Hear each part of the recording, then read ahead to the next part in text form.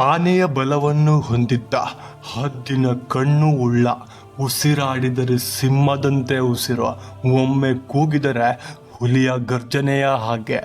5-6 ಸೈನಿಕರು ಎತ್ತುವ ಖಡ್ಗವನ್ನು ತನ್ನ ಬಲಗೈಯಿಂದ ಎತ್ತಿ ಬೀಸಿದರೆ ಮುಂಭಾಗದಲ್ಲಿರುವ ಸೈನಿಕರ ಗುಂಪೆ ನೆಲಸಮವಾಗುವಂತಹ ಶೌರ್ಯವುಳ್ಳ ನಮ್ಮ ಕನ್ನಡ ನಾಡಿನ ಹೆಮ್ಮೆಯ ಶ್ರೇಷ್ಠ ದೊರೆ ಅವರೇ ಹಿಮ್ಮಡಿ ಪುಲಿಕೇಶಿಯವರು.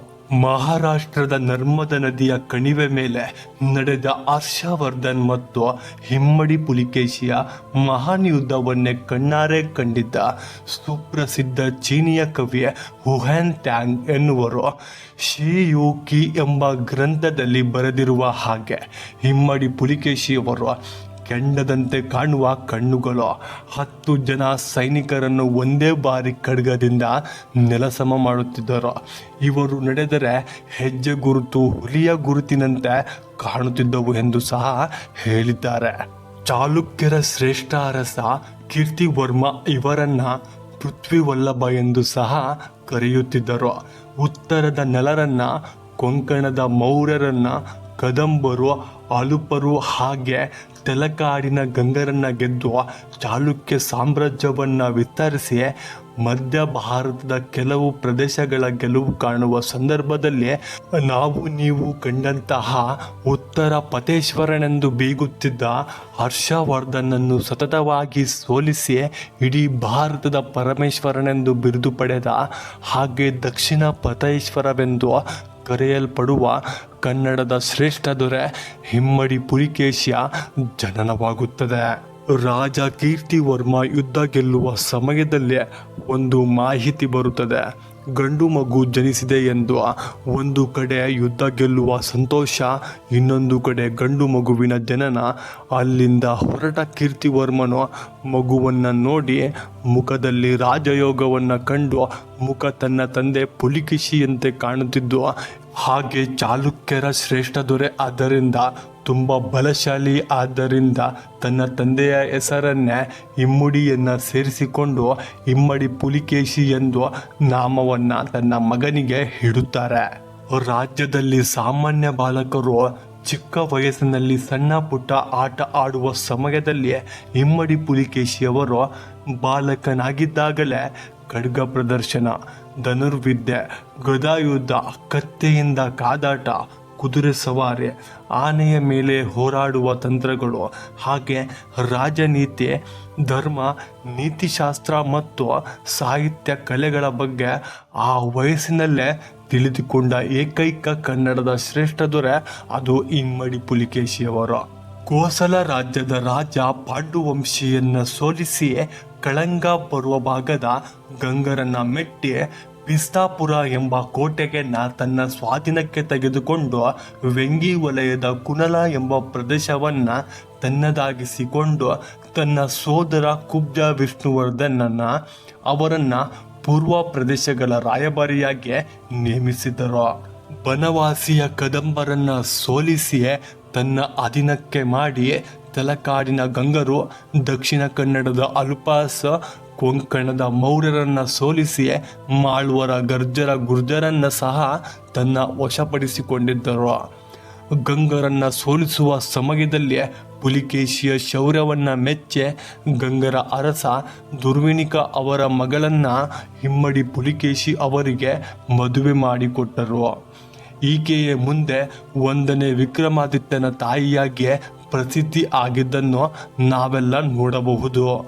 ದಕ್ಷಿಣ ದಿಕ್ಕಿನಲ್ಲಿರುವ ವಲ್ಲಭರ ರಾಜ 1ನೇಯ ಮಹೇಂದ್ರ ವರ್ಮನನ್ನ ಪುಲ್ಲಲೂರಿನಲ್ಲಿ ನಡೆದ ಯುದ್ಧದಲ್ಲಿ ಬಗ್ಗು ಬಡಿದು ಜಯ ತನ್ನದಾಗಿಸಿಕೊಂಡಿದ್ದನು. ನಂತರ ಶುರುವಾಗಿದ್ದ ಹರ್ಷನ ಜೊತೆಗಿನ ಕದನ. ಹರ್ಷವರ್ಧನ್ ಅವರು ಉತ್ತರ ಭಾಗದಲ್ಲಿ ತುಂಬ ಬಲಿಷ್ಠವಾದ ದೊರೆಯಾಗಿದ್ದು ಹಲವು ಪ್ರದೇಶಗಳನ್ನು ಒಳಗೊಂಡಿದ್ದ ಬಹುಪಾಲು ಆನೆಯ ಸೈನ್ಯವನ್ನು ಇವರದಾಗಿತ್ತು. ಇಮ್ಮಡಿ ಪುಲಿಕೇಶಿ ನರ್ಮದಾ ನದಿಯ ಕಡೆ ಸಾಗುವ ಸಮಯದಲ್ಲಿ ಕಾನೂಜಿನ ಹರ್ಷವರ್ಧನನ್ನ ಮುಖಾಮುಖಿ ಹೋರಾಡಿದನು.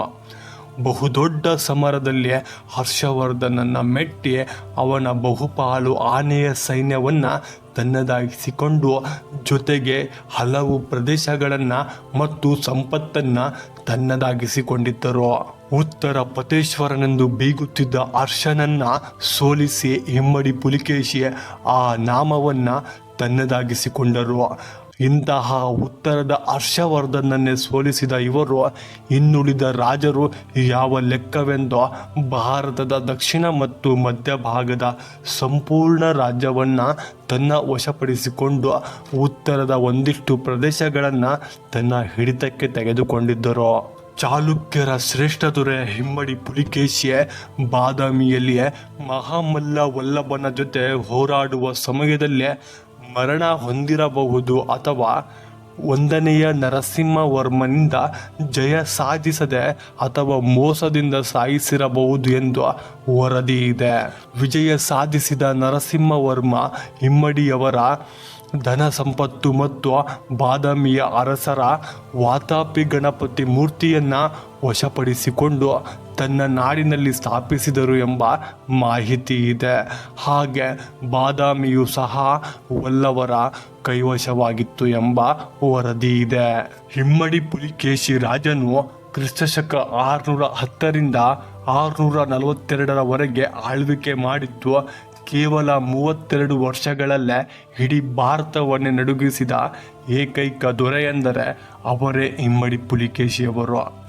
ಚಾಲುಕ್ಯ ರಾಜ್ಯವನ್ನು ಭಾರತದಾದ್ಯಂತ ವಿಸ್ತರಣೆ ಮಾಡಿದ ದೊರೆಯಾಗಿದ್ದು ಭಾರತವನ್ನೇ ಆಳಿದ ಇಮ್ಮಡಿ ಪುಲಿಕೇಶಿ ಅವರಿಗೆ ಇಂತಹ ಔರಂಗಜೇಬ್ ಹಾಗೆ ಮೊಘಲ್ ಸಾಮ್ರಾಜ್ಯದ 10 ತಲೆಮಾರು ಬಂದರೂ ಸಹ ಮೆಟ್ಟಿ ನಿಲ್ಲುವಂತಹ ಏಕೈಕ ದೊರೆಯೆಂದರೆ ಅವರೇ ಇಮ್ಮಡಿ ಪುಲಿಕೇಶಿಯವರು.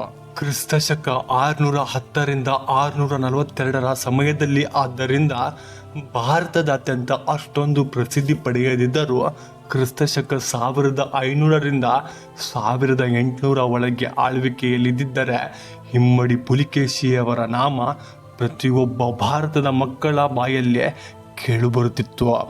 ಭಾರತದ ಗಲ್ಲಿ ಗಲ್ಲಿಯಲ್ಲೂ ಸಹ ಇಮ್ಮಡಿ ಪುಲಿಕೇಶಿಯ ಪ್ರತಿಮೆಗಳನ್ನು ನೋಡಬಹುದಿತ್ತು. ಉತ್ತರ ಪತೇಶ್ವರ, ದಕ್ಷಿಣ ಪತೇಶ್ವರ, ಭಾರತದ ಪರಮೇಶ್ವರ, ಪೃಥ್ವಿವಲ್ಲಭ, ಅಭಿಷ್ಟವರದ ಎಂದು ಹೆಸರು ಮಾಡಿದ್ದ ಒಬ್ಬನೇ ರಾಜವೆಂದರೆ ಅವರೇ ಇಮ್ಮಡಿ ಪುಲಿಕೇಶಿಯವರು. ಇಂತಹ ಶ್ರೇಷ್ಠ ದೊರೆ ನಮ್ಮ ಕನ್ನಡ ನಾಡಿನವರು ಎಂಬುದಕ್ಕೆ ನಮ್ಮೆಲ್ಲರ ಹೆಮ್ಮೆ ಎಂದು ಸಹ ಹೇಳಬಹುದು. ಸ್ನೇಹಿತರೆ, ಈ ವಿಡಿಯೋ ಇಷ್ಟ ಆಗಿದ್ದರೆ ಒಂದು ಸಬ್ಸ್ಕ್ರೈಬ್ ಮಾಡಿ. Thank you.